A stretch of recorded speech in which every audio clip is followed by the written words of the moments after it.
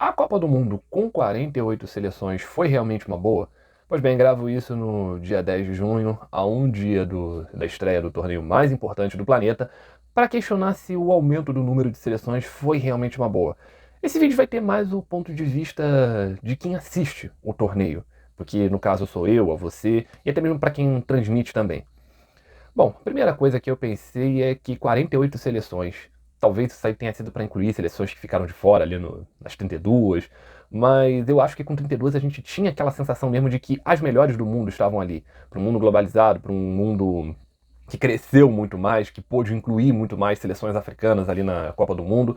Era um número mais fechado, era um número que a gente tinha uma noção assim de que estamos vendo as 32 melhores ali do mundo, vão disputar uma vaga. Agora com 48 dá uma sensação assim um pouco de inflar o torneio, pelo menos nesse primeiro momento, mas é importante a gente pensar numa coisa de que isso daí é um período de experiência. E a gente vê isso quando a gente vê a ação da Cazé TV e da Globo. A Globo veterana que esperta que se só, garantiu ali os jogos do Brasil, mais alguns jogos e não comprou tudo. A Cazé TV que está buscando se consolidar, comprou todos os jogos e eles vão estar ali disponíveis. Isso daí é uma coisa muito positiva.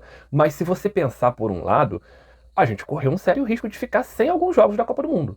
Porque se ainda fosse aquele cenário de Globo e até SBT que também comprou, de repente o Globo comprou uma parte, a SBT comprou outra parte, de repente uma parte fica ali no limbo.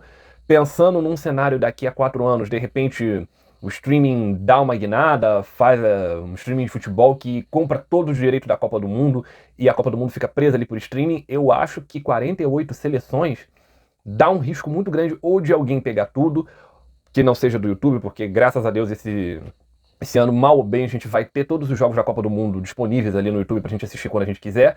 Mas tem um risco da gente ficar com, daqui a 4 anos, alguém achar por de bom tom não. Alguém achar de bom tom não transmitir alguns jogos.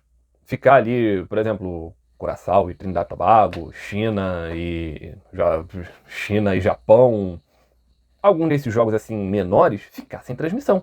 Como acontece em alguns campeonatos, eu sei que a Copa do Mundo não é qualquer campeonato, mas tem esse risco, porque nós estamos falando de televisão, nós estamos falando de jogo empresarial. A Globo tá botando o dedão na água, comprou ali os jogos que lhe convém, para saber se vale a pena comprar tudo. Se for tudo para a mão da Globo, corre um sério risco de alguns jogos ficarem ali presos no Globoplay, na GETV, ou até mesmo nos canais pagos como Sport TV, como aconteceu em outras edições da Copa do Mundo. Então a reflexão aqui, no ponto de vista de quem assiste, é que a Copa do Mundo com 48 seleções, e ainda nem cheguei a tocar no assunto do horário dos jogos, né? Porque a gente tem jogo basicamente de 2 horas da tarde até 1 hora da manhã. O legal da Copa do Mundo era que era basicamente 3 horários. Era difícil de assistir? Era, mas não era tanto. Agora é uma coisa que complica muito o fã de futebol, em especial o fã de futebol que trabalha, que não vai estar ali podendo assistir. Mas isso foi só um pouquinho da análise de 48 seleções na Copa do Mundo.